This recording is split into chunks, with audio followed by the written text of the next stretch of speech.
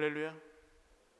오늘 예수님이라면 어떻게 하실까? 세 번째 마지막 시간으로 말씀 함께 나누겠습니다. 성경을 묵상하다 보면 사람 사이의 관계 문제가 굉장한 중요한 내용 주제를 가지고 있고, 또 하나님과 사람 사이의 관계도 굉장히 중요합니다. 근데 이 관계가 어느 정도 발전하다 보면 어떤 오늘 오전 말씀에 나누었던 것처럼 아가서 성경에 그 솔로몬 왕과 술람미 여인, 이 남자와 여자가 깊이 사랑하는데 그게 그냥 단순히 사랑해 하고 말만 하는 게 아니라 육체적인 것과 영적인 것과 마음과 소유와 모든 것을 함께하는 그런 사랑이잖아요. 그러다 보니까 이 관계는 그런 정말 겉으로만 표현할 수 없는 미묘한 것들을 다 포함하는 그런 개념입니다. 그래서 어렵죠. 그냥 칼로 무 자르듯 탁탁 자를 수 있는 게 관계면 좋겠는데, 요만큼 하면 합격, 요만큼 하면 불합격, 그런 것도 아니고 정답이 없는 것 같아요. 그래서 오늘 이 에베소서 5장 말씀에서 우리가 함께 나누고 있는 것은 기준에 대한 이야기입니다. 우리의 기준은 세상이 말하는 옳고 그름도 아니고, 어떤 세상이 말하는 성공과 실패도 아니고, 예수님이라면 어떻게 하셨을까가 우리의 유일한 기준이 되어야 하는 줄로 믿습니다. 그래서 지지난주에는 이 8절 말씀으로부터 해서 전에 우리가 어떤 사람이었는지를 기억해야 된다, 그리고 이제는 우리가 어떤 존재가 되었는지를 잊어버리면 안 된다, 그런 말씀을 드렸었고, 지난주에는 주를 기쁘시게 할 것이 무엇인가 시험해보라, 이 시험이 사단이 시험하는 것처럼 시험하는 게 아니라 증명하고 검증해보라는, 오히려 하나님 앞에서 내 믿음을 검증하고 증명해보라는 그런 말씀이라고 또 이야기를 드렸었죠. 오늘은 11절 말씀부터 보겠습니다. 11절 같이 읽죠. 시작.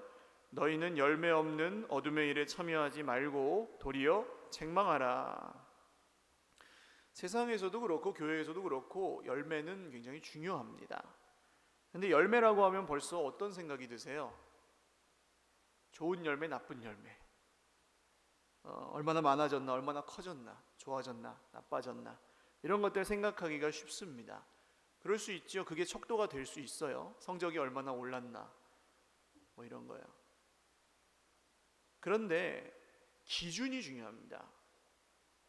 우리의 모든 성공과 실패 혹은 열매가 있고 없고의 모든 기준은 하나님의 말씀이 기준이어야 합니다. 할렐루야. 그래서 말씀대로 이루어졌으면 열매가 있는 것이고, 말씀에서 벗어나서 뭔가 다른 기준을 갖고 열매가 있다고 하면 그거는 있어도 없는 것일 수도 있습니다. 세상에서도 우리가 이런 예를 좀 찾아볼 수 있는 것이, 학원이나 이런 어쨌든 선생님에게 공부를 배우는 그런 데로 자녀들을 보내실 때 세상의 기준으로 따지면은 어떤 선생님이 좋은 선생님이에요? 단기간에 성적을 많이 올려주는 선생님이 좋은 선생님이에요. 그러면은 학원비가 아깝지가 않아요, 엄마 아빠들은. 근데 학원을 보냈는데 성적은 안 올려주고 애가 아주 좋은 인격적인 선생님에게 인성을 배워왔어요. 그러면 그 학원을 계속 보낼까요? 못 보내요. 그런 거는 돈 주고 배울 필요가 없다고 생각해요. 뭔가 이상한 거죠. 그래서 1학년이 2학년 거 미리 배워서 가가지고 공부 잘하고, 이건 반칙인데 그게 아무렇지 않게 여겨지는 세상을 우리는 살아가고 있습니다. 기준이 무너진 거죠. 하나님의 말씀이 아니라 자기 경험이나 세상의 기준을 갖고 재다 보면 교회에서 특별히 그런 어떤 기준이 혼란스러워지면 점점 은혜가 희미해집니다. 하나님의 은혜가 없어서 그런 게 아니고 기준이 다르기 때문에 하나님의 은혜를 보지 못하게 되는 겁니다.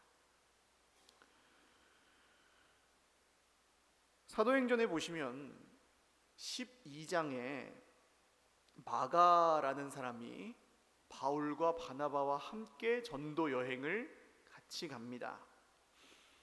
바나바는 어떤 사람이냐면 바울에게는 은인 같은 사람인데, 원래 바울은 예수님 믿는 사람들을 잡아 죽이던 일을 했잖아요. 근데 은혜를 받고 나서 예수님을 전하는 사람이 되었습니다. 근데 그냥 교회에 갑자기 오면 이 사람들이 받을 수가 있어요, 없어요? 어제까지 우리를 죽이려고 하던 사람이 갑자기 예수 믿는다고 오니까 받을 수가 없잖아요. 거기서 다리 역할을 한 사람이 누굽니까? 바나바가 했어요. 바나바는 착한 사람이고 믿음과 성령이 충만한 사람이었다, 이렇게 성경에 나옵니다. 그리고 마가라는 사람은 바나바의 생질, 조카였습니다. 근데 이 마가가 전도 여행을 따라다니다가 너무 힘들었나 봐요. 아직 젊었을 때였던 것 같아요. 그래서 사도행전 13장에 보시면 전도 여행 중간에 포기를 하고 예루살렘으로 그냥 돌아가 버렸습니다. 이 진짜 성령의 인도하심을 따라 하나님이 이끄시는 대로 부푼 꿈을 안고 교회를 세우는 그런 여행을 같이 하고 있었는데, 셋이서 가다가 한 사람이 확 그냥 집에 가버렸어요. 그러면 힘이 나요, 안 나요? 힘이 안 나잖아요. 잘못했어요. 그래서 15장에서 다시 전도여행을 떠나는데 바울과 바나바가 크게 다툽니다. 왜냐? 마가를 데리고 갈 것인가? 그냥 놔두고 갈 것인가? 이 문제를 가지고 막 다퉈요. 바나바는 한번 그럴 수도 있으니까 마가를 데리고 가자. 바나바는 착한 사람이잖아요. 그리고 바울은 절대 안 된다. 그렇게 중요한 일을 중간에 하나님이 부르신 일인데 그렇게 포기하는 사람은 이번엔 같이 갈 수 없다. 그리고 막 갈라져서 다투다가 결국 바나바는 마가를 데리고 가고 바울은 실라를 데리고 육지로 이렇게 갑니다. 어떤 분은 이 사건을 보고, 봐라, 바울도 아니면 싸우지 않았냐, 아닌 건 아니면 그냥 싸워야 된다, 이렇게 해석을 하시기도 하는데, 성경 전체를 보시면 나중에 바울이 쓰는 편지마다 마가를 언급합니다. 골로새서에 이런 말씀이 있어요. 나와 함께 갇힌 아리스다고와 바나바의 생질 마가와 이 마가에 대하여 너희가 명을 받았음에 그가 이르거든 영접하라. 그러니까 골로새서는 감옥에서 썼다 그랬죠. 감옥에 지금 마가가 바울하고 같이 갇혀 있어요. 디모데후서 4장에는요, 네가 올 때 마가를 데리고 오라. 그가 나의 일에 유익하니라, 이렇게 말해요. 빌레몬서에는요, 나의 동역자 마가, 아리스다고, 데마, 누가가 문안하느니라. 자기를 마가를 동역자라고 표현해요. 그러니까 이게 무슨 얘기입니까? 한때는 마가가 그렇게 포기한 것 때문에 바울이 같이 못 가겠다 했지만 영원히 그랬느냐 하면 아니라는 거예요. 여러분, 우리가 달라서 한때는 중간에 포기하고 때로는 같이 못 갈 때도 있어요. 그러나 그리스도 안에서는 영영 같이 못 가는 건 없어요. 할렐루야. 만약에 그렇게 원수가 된다고 한다면 영원한 천국에서 우리는 어떻게 하겠습니까? 천국에서도 본체만체 하면서 살까요? 그 예수 믿는 거 아닐 수도 있어요. 그래서 이 바울이 마가를 다시 받아준 것처럼, 마가가 뉘우치고 다시 제 역할을 잘 감당했던 것처럼 교회에서는 이런 일이 늘 있어야 합니다. 할렐루야. 세상에선 좀 힘들어요. 기준이 다르기 때문에. 그러나 교회에서는 이런 일이 일상적으로 벌어져야 돼요. 회복될 수 없는 관계가 회복되고 화해할 수 없는 사람들이 화해를 합니다. 결과가 중요합니다. 싸우지 말라는 얘기가 아니고 다른 건 다른 거예요. 그러나 그 결과가 하나님 앞에 선하면 됩니다. 싸우고 마음 상해서 갈라설 정도가 되더라도 또다시 동역하고 함께 가는 이런 일들이 자연스럽게 성령 안에서 가능한 곳은 교회밖에 없습니다. 물론 어렵습니다만 우리가 당장 눈에 보이는 어떤 한 가지 일만 가지고 열매가 있냐 없냐 그렇게 판단하면서 다툴 것이 아니라는 말씀이에요. 성경에 만약은 없지만 이 마가라는 사람이 일생 동안 변하지 않았어요. 고집스럽게 변하지 않았다고 한번 생각을 해보겠습니다. 그렇다 하더라도 마가는 위대한 일을 한 가지 했는데 그게 뭐냐? 신약 성경의 두 번째 책이 뭐예요? 무슨 복음이에요? 마가복음이에요. 누가 썼을까요? 마가가 썼어요. 전도 여행하다가 도망갔던 그 마가가 성경을 한 권을 썼어요. 할렐루야. 그러니까 여러분 모르는 겁니다. 죽게는 하루가 1000년 같고 1000년이 하루 같아요. 그러니까 지금 모습만 가지고는 모르는 거예요. 좀 부족한 사람이 있어도 저 사람은 그런 사람이야 해버리면 안 돼요. 그게 하나님 앞에서 죄가 될 수 있습니다. 어떤 어른이 갓난 애기한테 야 너는 그렇게 조그맣냐? 사람으로 태어나가지고 너는 평생 애기 그렇게 자라지도 않을 거고 똑똑해지지도 않을 거고 그럴 거야. 그러면 그 어른은 어떤 어른이에요? 못된 어른이에요. 나쁜 어른이에요. 그 애기는 자라요. 아무리 막아도 자라고요. 아무리 막아도 말을 하게 되고요. 아무리 막아도 가서 점점 더 많은 일들을 하게 될 거예요. 할렐루야. 하나님이 자라게 하시잖아요. 그 애기한테 지금 애기한테 야 너는 사람으로 태어나서 그밖에 못하냐? 그렇게 살아서 하나님의 영광을 이룰 수가 있겠냐? 그런 말을 하는 사람은 진짜 하나님의 영광을 위해 하는 거예요? 아니면 교만 때문에 하는 거예요? 교만한 거예요. 애기는 애기가 할 수 있는 일이 있는 거고 어른은 어른이 할 수 있는 일이 따로 있어요. 그러면 여러분 유치원생 보고 수능시험 문제를 못 푼다고 구박을 하면 이상한 사람입니다. 그래서 그냥 유치원생이랑 할 수 있는 걸 하면 돼요. 놀아주면은 유치원생은 그냥 행복해요. 자기가 그렇게 수준이 높으면 그렇게 하면 돼요. 그게 사랑입니다. 그래서 오늘 이 본문에 나온 열매는 세상의 기준이나 우리가 갖고 있는 어떤 선입견, 사람을 향한 어떤 판단 그런 게 그거에 따라서 있는 열매가 아니고 착함과 의로움과 진실함의 열매다 그렇게 얘기를 하죠. 어느샌가 교회 안에서도 근데 하나님 말씀의 기준이 아니라 세상의 기준이 많이 들어와 있다는 것을 여러분 영적으로 잘 분별하시고 경계하시기를 바랍니다. 세상에서 잘 되면 저 사람 하나님께 복 받은 것이고 세상에서 못되고 잘 못나고 똑똑하지 않고 그러면 막 교회에서도 무시하고 그러면 안 돼요. 잘 생각해 보십시오. 세상은 줄을 세웁니다. 석차를 매기죠. 몇 등 그렇게 따지면 그 평가 집단 안에서 1등은 몇 명이에요? 1등은 몇 명이에요?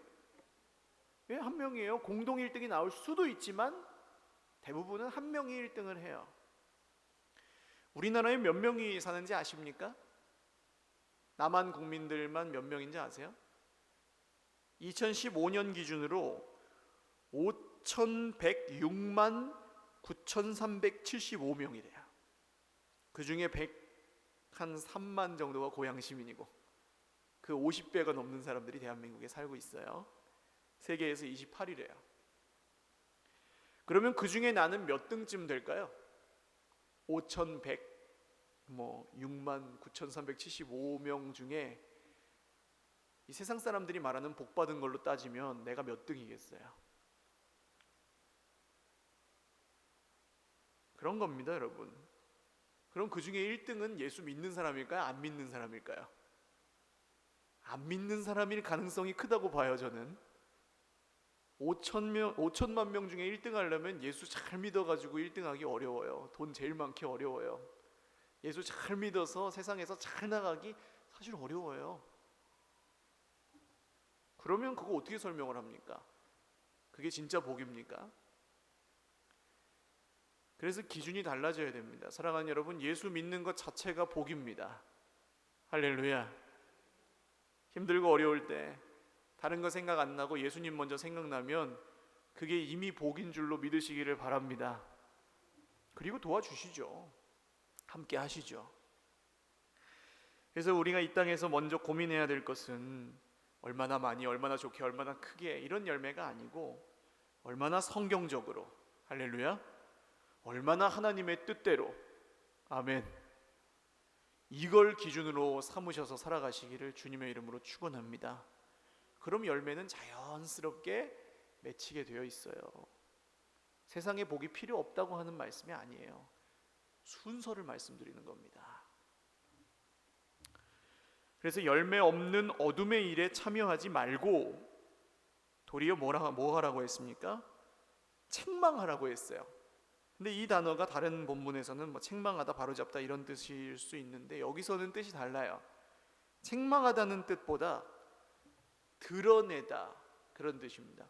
폭로하다. 그러니까 그 어둠의 일들을 드러내라, 폭로해라 그런 뜻입니다.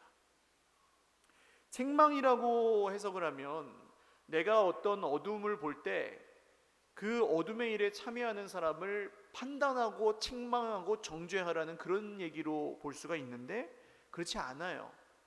어둠의 일에 참여하지 않는 사람은 없어요. 이 세상에서 다 죄인이에요. 예수 그리스도를 믿는 믿음으로 의로워질 뿐이지 다 어둠 가운데 있었어요. 그런데 오늘 본문은 그런 사람들을 탓하고 정죄하고 책망하라는 뜻이 아니라 어둠의 일이 무엇인지를 밝히 드러내라 그런 뜻입니다. 내가 그 어둠의 일을 고칠 수 있는 게 아니고 그걸 밝게 만들어낼 수 있는 게 아니고 내가 해결할 수 없다는 걸 인정하되 그것을 밝히 드러내십시오 그런 뜻이에요. 이게 무슨 말일까요? 여러분, 내 속에 어둠의 일이 있습니까? 없습니까? 솔직하게 말해서 이거 지금 여기가 마음이라 그러면 문을 딱 열고 지금 여기 계신 한 50분 정도 되는 분들한테 다 자 보세요 했을 때 한 점 부끄러움이 없으신 분 혹시 있으실까요? 손을 못 들겠어요. 어둠의 일이 정도의 차이는 있겠지만 다 있어요. 보여주고 싶지 않은 그것이, 드러내고 싶지 않은 그 약점이 있고 내가 주님 말고 좋아하는 거 조금이라도 치우쳐 있는 거 그런 것들 다 있어요. 남들이 보기에 미숙하고 부족한 면도 있어요. 세상에서는 그런 거 드러나면 어떻게 돼요? 막 물어뜯고 잡아 끌어내리고 그래요. 근데 교회는요, 어둠의 일을 드러냈을 때 괜찮은 곳이 교회예요. 할렐루야. 구역에서 하는 건 뭐예요? 그러니까 여러분, 모여가지고 우리가 해야 될 건 뭡니까? 우리가 어둠의 일을 드러냈을 때도 판단하지 않고, 할렐루야, 정죄하지 않고 어떻게 하면 그 어둠의 일 가운데 있는 우리가 빛으로 나아갈 수 있을지 함께 고민하고 서로 때로는 기다려주고 참아주고 이끌어주고 가르쳐주고 도와주고, 그걸 뭐 안에서 해야 돼요? 사랑 안에서 하는 것이죠. 할렐루야. 이게 어둠의 일을 드러내라 하는 얘기입니다. 그래서 우리가 만나서 하는 얘기 중에 남의 얘기 있죠. 남의 얘기를 자꾸 하는 집단이 있으면 멈추셔야 돼요. 문제에 대한 얘기를 자꾸 나누는 관계가 생기면 그것도 멈추셔야 돼요. 세상 돌아가는 얘기만 하는 집단이 생기면 그것도 좀 멈추셔야 돼요. 그리고 뭘 하셔야 되냐면 내 얘기를 하셔야 돼요. 내 마음, 내가 어떻게 한 주간 살았는지, 이 속에 내가 하나님 뜻대로 살고 싶었는데 한 주간 동안에 이러이러한 어둠이 있었다. 그래서 이런 실수도 했고 이런 어려움도 있었다. 이 얘기를 꺼내놔야 돼요. 여러분, 어둠의 일은 꺼내놓아야 해결되기 시작하는 줄 믿으시기를 바랍니다. 감추고 있으면 해결이 안 돼요. 가끔 대화를 하다 보면 어떤 분들은 자꾸 사돈의 팔촌의 이야기를 자꾸 하세요. 나는 관심이 없는데 자꾸 남 얘기, 남 자랑만 하다가 대화가 끝나는 경우. 나는 관심이 없는 게 아니고 사실은 누구에게 관심이 있는 거예요? 그 사람한테 관심이 있는데 자꾸 남의 얘기를 한단 말이죠. 그럼 대화가 겉돌아요. 세상에서는 그런 대화가 많죠. 근데 우리가 교회라면 우리 삶에 있는 모든 어둠의 일들을 폭로하고 드러내도 그게 흉이 되지 않는 곳이 교회인 줄 믿으시기를 바랍니다. 그러니까 그 말이 돌아다니면 돼요, 안 돼요? 안 돼요. 제가 나중에는 이제 뭐 재직들이 우리 좀 다 좀 성숙하고 훈련을 다 받고 그러면 우리 교회도 1년마다 서약서를 써야 된다고 봐요. 어떤 서약서를 씁니까? 남이 듣지 않는 데서 그 사람 얘기를 하지 않겠습니다 하는 서약서 같은 걸 써야 돼요. 여러분, 이게 얼마나 안 좋은 일입니까? 그걸로 다 오해가 생기고 다 분열이 일어나고 그러잖아요. 남의 얘기는 안 해도 돼요. 내 얘기를 하면 됩니다, 교회에서는. 그리고 그것을 드러냈을 때, 어둠을 드러내면 어둠은 더 이상 어둠이 아니게 됩니다. 할렐루야. 평양 대부흥운동 이야기 전에 한번 드렸죠. 길선주 목사님이란 분이 있는데 이분이 은혜를 받고 예수님을 믿으니까 이 속에 감춰놨던 어둠의 일이 하나 생각이 나는데 예배를 드리고 앉아있는데 견딜 수가 없는 거예요. 선교사님이 앞에서 예배를 인도를 하고 나서 이 길선주, 그때는 장로님이었겠죠, 장로님이 일어나서 눈물을 흘리면서 고백한 죄가 있었는데 친구가 자기한테 죽으면서 돈을 맡겼어요. 내 남은 처자식을 네가, 길선주, 네가 좀 잘 돌봐줘라 하면서 큰 돈을 맡겼어요. 근데 그거를 자기가 그냥 꿀꺽한 거예요. 그게 생각이 나가지고 그 예배 시간에 앞에서 저는 예수님 앞에 이런 죄인입니다 하고 고백을 했어요. 근데 거기서 사람들이 이런 도둑놈하고 돌로 때려 죽였더라. 그러면 이건 세상이고요. 근데 그 예배 시간에 그렇게 어둠의 일을 드러내니까 어떤 일이 일어납니까? 저기 뒤에서 한 사람 또 일어나더니 저도 죄인입니다 하고, 저 앞에서 한 사람 또 일어나더니 저도 죄인입니다 하더라는 거예요. 그래가지고 거기가 막 눈물의 바다가 되고 은혜의 도가니가 되어서 그 일로 인하여 이 평양 대부흥 운동의 어떤 시초가 되었다는 거 아니겠습니까? 세상의 침묵회와 교회가 다른 점은 바로 이런 점입니다. 여러분, 구역은 교회와 분리된 독립군이 아니에요. 구역이 교회입니다. 할렐루야. 그리고 구역장님들은 그 교회의 담임 목사님이나 마찬가지예요. 내가 부족하다, 그런 역할을 감당할 수 없다. 여러분, 오전에 말씀드렸잖아요. 하나님은 우리를 어떻게 쓰세요? 어떻게 사랑하세요? 있는 모습 그대로 쓰시고 있는 모습 그대로 사랑하세요. 할렐루야. 그리고 사랑하시기 때문에 변화시켜 가세요. 어려움도 있어요. 그러나 자격이 있어서 선 게 아니에요. 하나님이 나를 세우셨기 때문에 서 계시는 것입니다. 우리 구역장님들과 총무님들, 또 우리 선생님들, 교역자들 모두 그런 의미에서 많이 수고하고 계신데 한번 격려의 박수 하겠습니다.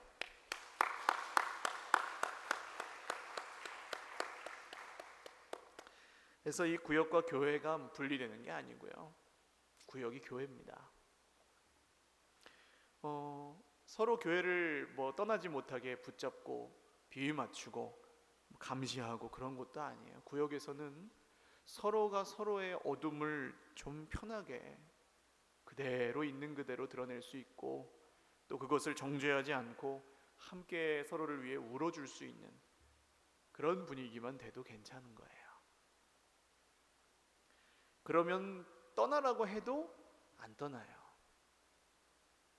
그런 사람이 한 명만 있어도, 내 마음을 진짜 세상에서 아무도 알아주지 않는 그 마음을 알아주는 사람이 교회 안에 한 명만 있어도 교회를 떠날 수가 없어요. 옆에 계신 분들에게 한번 이렇게 약속하십시오. 내가 그런 사람이 되겠습니다. 당신에게. 가정은 어떻습니까? 가정에서도 이게 안 되면 못 살아요. 솔직히 우리가 가정에서 식구들끼리는 밑바닥이 다 드러나지 않습니까? 근데 그걸 서로 상처로 받고 판단하고 정죄하고 싸우고 다투고 자기 속에 쌓아놓으면 모두가 힘들어지는 거예요. 가정에서 어둠이 드러났을 때, 내 어둠을 드러내었을 때 그게 좋게 나오지만은 않겠죠. 그러나 여러분, 그 순간에 그 드러난 어둠을 빛 가운데로 인도하고 받아줄 사람은 누구밖에 없어요? 나밖에 없어요. 할렐루야. 그래서 하나님이 나를 거기에 보내신 거예요. 특별히 아직 가족들이 믿지 않으시는 분들 힘을 내십시오. 하나님이 나를 그만큼 믿고 계시다는 증거인 줄 믿으시기를 바랍니다. 딴 사람 같으면 벌써 도망갔는데 하나님이 나를 믿으셔서 우리 가정에 선교사로 보내셨구나. 할렐루야. 어제 제가 TV를 잠깐 봤는데 이휘재랑 그 아들 두 명이 나오는 게 뭐죠?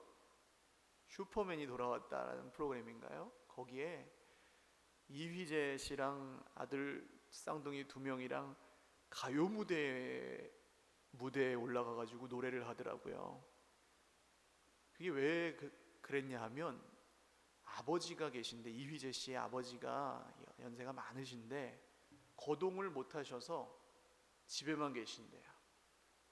근데 아버지의 유일한 낙이 뭐냐 하면 가요 무대 보시는 거래요. 맨날 가요 무대 보고 재방송 보고 하루 종일 방에서 TV만 그렇게 보고 계시는 아버지. 근데 이휘재 씨가 아버지하고 같이 재밌게 놀았던 기억이 한 번도 없대요. 술 좋아하시고 성격 괄괄하시고, 그러니까 누가 그 아버지를 좋아했겠어요. 근데 이제 나이가 들어보고 자기도 아버지가 돼 보니까 아버지의 그 아픈 마음이 이해가 되더래요. 몸만 건강하시면 가요 무대 모시고 나오고 싶은데 그게 안 되니까 가요 무대에 올라가 가지고 미리 그 녹화를 해서 그거 집에 가서 아버지한테 보여드린다고 쌍둥이들하고 다 함께 차차차 그거 하더라고요. 자녀가 부모보다 사랑이 더 작을 수밖에 없지만, 자녀도 성장해서 아버지가 되면 자기 아버지 사랑할 수 있어요. 그렇게 사랑할 수 없는 아버지도 사랑하더라고요. 세상의 사랑을 가지고도 그렇게 하는데, 여러분, 오늘 하나님의 사랑이 우리 속에 있으니 더 많이 사랑하실 수 있기를 주님의 이름으로 축원합니다. 그래서 그 어둠을 끄집어내고 드러내야 치료할 수 있다는 걸 아셔야 돼요. 교회는 모든 사람이, 어떤 사람이든 자기 안에 어둠을 드러냈을 때 그리스도의 사랑으로 서로를 품어줄 수 있는 이 땅의 유일한 공동체입니다. 그거를 진심으로 하든 억지로 하든 우리는 하나님의 말씀을 따라서, 그 기준을 따라서 매일매일 실천하면서 살아갑니다. 때로는 상처도 받고 문제도 생기지만, 드러내서 생기는 문제가 꽁꽁 숨기다가 터지는 문제보다는 훨씬 낫습니다. 자존심 싸움 할 필요 없습니다. 하나님하고 자존심 싸움 할 거 없잖아요. 우리가 할 수 없잖아요. 사람하고도 그렇게 싸울 수가 없습니다. 그래서 바울 사도는요, 그렇게 좀 바나바가 자기 은인이니까 그 조카가 좀 잘못했어도 한 번쯤 넘어가 줄 수 있잖아요. 근데 그거를 굳이 안 데리고 가고 갈라져서 갔으니까 이분도 보통 분은 아니에요, 사실. 근데 나중에는요, 바울 사도가 어떻게 변하냐 하면요, 자기가 자랑하는 게 두 가지예요. 첫 번째는 예수 그리스도의 십자가. 할렐루야. 다른 건 자랑 안 하고 배설물로 여긴다 그러고 예수님의 십자가만 자랑한대요. 두 번째는 뭘 자랑하냐 하면 자기의 약함을 자랑해요. 여러분, 약함을 자랑하실 수 있어야 됩니다. 할렐루야. 약함을 자랑하고 드러냈을 때 공격하지 말아야 됩니다. 왜 그렇습니까? 이는 하나님의 능력이 약한 데서 온전하여짐이라. 에이, 아무리 그래도 목사님이 약한 게 무슨 자랑입니까? 라고 하실 수 있지만 약한 사람들이 모인 곳이 교회입니다. 할렐루야. 온전하지 못한 사람들이 모여있는 곳이 교회예요. 그러니까 우리가 예수님 필요하다고 이렇게 피곤해도 와서 예배 드리는 거잖아요. 교회에 대해서 이런저런 생각들과 관점들을 갖고 계세요. 제가 이 설교는 대동소이하게 한 3년이나 4년 정도 전에 한번 했습니다. 그때도 이 말이 적혀 있었는데요, 한 2년 전이나 1년 전쯤에 걱정하시던 것들이 지금 그렇게 됐는지 한번 생각해 보십시오. 교회에도 우리 가정에도 어떻게 될 것 같은 그냥 위기 상황이 없었던 때가 있는가 한번 생각해 보십시오. 근데 시간 지나고 보면 그렇게 안 돼요. 할렐루야. 하나님이 인도하시고 도와주시기 때문에. 누구 없으면 안 될 것 같고, 이렇게 하면 안 될 것 같고, 저렇게 하면 큰일 날 것 같고 그런데요, 저도 그런 생각 들 때가 많았는데 아니더라고요. 약한 데서 하나님의 능력이 온전하여 지더라고요. 사랑하는 여러분, 빛이 비치면 어둠은 물러가게 되어 있습니다. 할렐루야. 그래서 마지막 결론인데요, 14절 보시면 잠자는 자여 깨어서 죽은 자들 가운데서 일어나라, 이 말씀이 있습니다. 여러분, 잠자고 있는 나의 영혼을 깨워서 죽은 자들 가운데서 일어나 예수 그리스도의 부활 생명으로 날마다 예배하며 기도하며 살아가시기를 주님의 이름으로 축원합니다. 걱정하지 마시고 소망하며 살아가시기를 바랍니다. 염려하지 마시고 슬퍼하지 마시고 기뻐하며 살아가시기를 바랍니다. 요새 청년부가 지금 빌립보서 성경을 공부하고 있다 그래요. 빌립보서 성경에서 여러분, 우리가 꼭 스스로에게 질문 한번 해봐야 되는 게 있습니다. 예수님 믿는 게 기쁘십니까? 예수님 믿는 게 기쁘십니까? 옆에 분들한테 한번 물어보세요. 예수님 믿는 게 기쁘십니까? 이렇게 대답하세요. 아니어도 믿음으로 대답하십시오. 기뻐서 견딜 수가 없습니다. 시작. 할렐루야. 이건 사실이기도 하고 믿음으로 선포하셔야 되는 말씀이기도 해요. 예수님 믿는 게 너무 기쁜데 그 사람 때문에 죽겠어요, 이런 건 없어요. 예수님 믿는 게 너무 기쁜데 돈이 없어서 죽겠어요, 그런 건 없어요. 예수님 믿는 기쁨은 모든 것을 이깁니다. 오늘도 그 기쁨이 성령 안에서 저 여러분에게 충만하시기를 주님의 이름으로 축원합니다. 기도하겠습니다. 기준입니다. 결국 열매의 기준도 하나님 말씀이고 예수 그리스도입니다. 주님, 우리가 다른 어둠의 열매들을 쫓지 아니하고 세상의 열매, 정말 세상 사람들이 좋아하는 것들 먼저 따르지 않고 하나님의 말씀이 가리키는 열매, 하나님의 뜻이 이루어지는 열매 사모할 수 있도록 우리에게 믿음을 더하여 주옵소서. 그리고 하나님의 뜻이 이루어질 때 우리가 생각하는 세상의 좋은 열매보다 더 좋은 열매가 우리 인생에, 우리 교회에, 우리 가정에, 우리 자녀들에게 맺히게 하실 줄 믿사오니 하나님, 그런 열매도 정말 우리가 눈으로 보며 손으로 만지며 입으로 먹으며 경험하며 살아갈 수 있도록 은혜를 베풀어 주시옵소서. 기도하겠습니다. 하나님 아버지, 우리의 인생에 맺어야 하는 열매도 그 기준도 하나님의 말씀입니다. 오직 예수님의 이름입니다.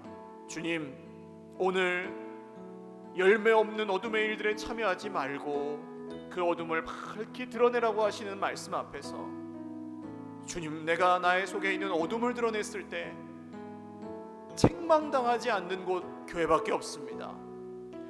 주님, 다른 사람의 어둠과 약함이 드러났을 때 정죄하지 않는 곳 교회밖에 없습니다. 주님, 한 사람만이라도 내 마음을 알아주면 그것이 교회가 되는데, 하나님 정말 내 옆에 있는 내 지체에게 내가 그런 사람 될 수 있게 하여 주시옵소서. 그리고 우리의 교회와 우리 가정과 우리 인생과 우리 자녀손들 모두에게 어둠의 열매가 아닌, 세상의 기준에 따른 열매가 아닌 하나님의 열매, 예수 그리스도께서 주시는 진짜 열매가 우리 모두의 인생에 맺혀갈 수 있도록 오늘도 내일도 영원토록 역사하여 주시옵소서. 하나님 이루실 일들을 또 기대합니다.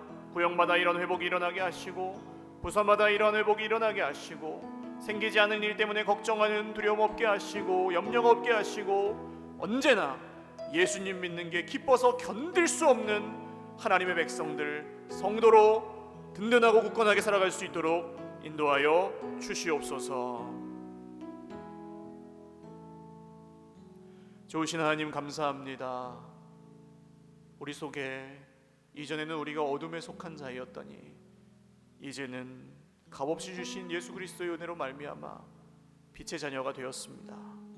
주님, 그러나 여전히 우리 속에 우리를 늘 뒤흔들려 하는 어둠의 일들 꺼내놓지 않으면 치료되지 않습니다.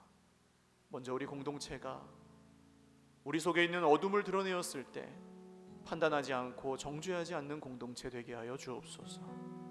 거기서 치유가 일어나고 드러낸 어둠은 더 이상 어둠이 아니고 꺼내놓은 문제는 더 이상 문제가 아님을 믿게 하여 주시옵소서. 빛이신 주님이 도와주실 것입니다. 머리 되신 주님이 교회를 이끌어 가실 것입니다. 지금도 우리와 함께 하시는 임마누엘 예수님이 모든 문제로부터 우리를 온전히 구원하여 주실 것입니다. 주님, 이 믿음으로 오늘도 힘을 내어서 내 옆에 있는 형제의 손 잡아줄 수 있는 마음의 넉넉함이 있게 하시고, 내 옆에 있는 자매의 이야기 들어줄 수 있는 마음의 따뜻함이 우리 모두에게 있게 하여 주시옵소서. 맺히고 다친 모든 관계들 주님께서 회복시켜 주시옵고, 내가 먼저 손 내밀어 그 한 사람 될 수 있도록 예수님 닮아서, 예수님이라면 어떻게 하셨을까, 그 기준으로 평생을 교회를 온전히 묵묵히 섬기며 살아가는 저희 모두가 되게 하여 주시옵소서. 예수님의 이름으로 감사하며 기도 올리옵나이다. 아멘. 하나님께 영광의 박수 올리겠습니다.